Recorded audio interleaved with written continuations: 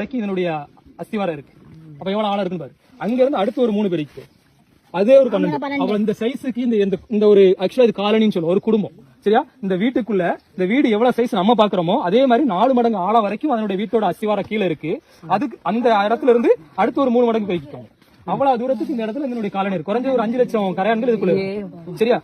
இந்த கலை மழை காலம் வரும்போது என்ன ஆகும் அப்படின்னா, இந்த ஈசல் மாதிரி வருதா, ஈசலுக்கு ஒரு நாள் உயிர்னு சொல்றோம்ல, அது ஈசல் ஆக்சுவலா கரையான் தான். தக்க முளைச்சு அது வாலிப வயசு வந்ததுக்கு அப்புறம் என்ன ஆகும்னா, மழை காலத்துல உள்ள என் கூட்டுக்குள்ள என் வீட்டுக்குள்ள இடம் இல்லைன்னு முடிவானதுக்கு அப்புறம் என்ன செய்யும், அடுத்த சந்தைகளுக்கு இடம் விட்டுட்டு அவங்க பறந்து புதிய இடத்துக்கு போவாங்க. போகும்போது நிறைய உயிர்களுக்கு அது உணவாகவும் மாறுது. சில தப்பிச்சு இறக்க விழுந்ததுக்கு அப்புறம் அடுத்து ஒரு இடத்தை தேடி பிடிச்சு அதுக்கான கூட கட்டுது. இந்த ஹைட்டுக்கு 4 மடங்கு ஆழம் வரைக்கும் இந்த வீட்டோட அஸ்திவாரம் இருக்கு. அதுல இருந்து ஒரு 3 மடங்கு வரைக்கும் அதனுடைய ஏரியா இருக்கு. அதனால வந்து காலனி சொல்ல, ஊர்ல காலனி வீடுன்னு சொல்ல முடியாது, தொகுப்பு வீடுன்னு சொல்லுவோம். அதே மாதிரி இந்த வீடுல இருக்கு. சரியா? இது ஒரு இயற்கையினுடைய காலநிலையை காட்டக்கூடிய ஒரு இடம். எதுக்கு இந்த மாதிரி மூடி இருக்குன்னு ஃபர்ஸ்ட் தமிழ்ல சொன்னேன். இது இருக்குன்னா உள்ள சன்லைட் போகணும், இன்னொன்னு காத்து போகணும். ஏன்னா அவ்வளவு ஆழம் வரைக்கும் போகணும் இல்லையா? இதனால அது மாதிரி இதுல இருந்து பழைய காலத்துல கதை சொல்லுவாங்க. இந்த பக்கத்துல இது இருக்கு அப்படின்னா அந்த இடத்துல நீர் சத்து அதிகம் இருக்கணும்.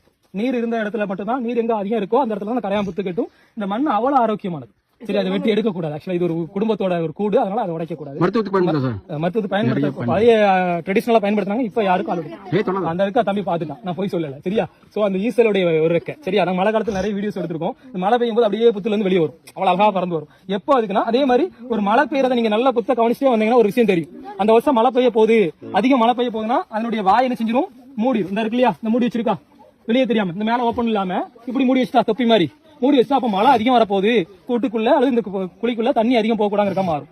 அது மாதிரி சில இடத்துல சில டைம் பாத்தீங்கன்னா நல்லா மூடிடும். அந்த பாதை வந்து ரொம்ப சிறுசனா இருவாச்சி பிறகு சொன்னோம் இல்லையா, அதே மாதிரி ரொம்ப மூடிடும். மூடிட்டுனா என்ன, அந்த வருஷம் மழை அதிகம் வரப்போகுதுன்னு அர்த்தம்.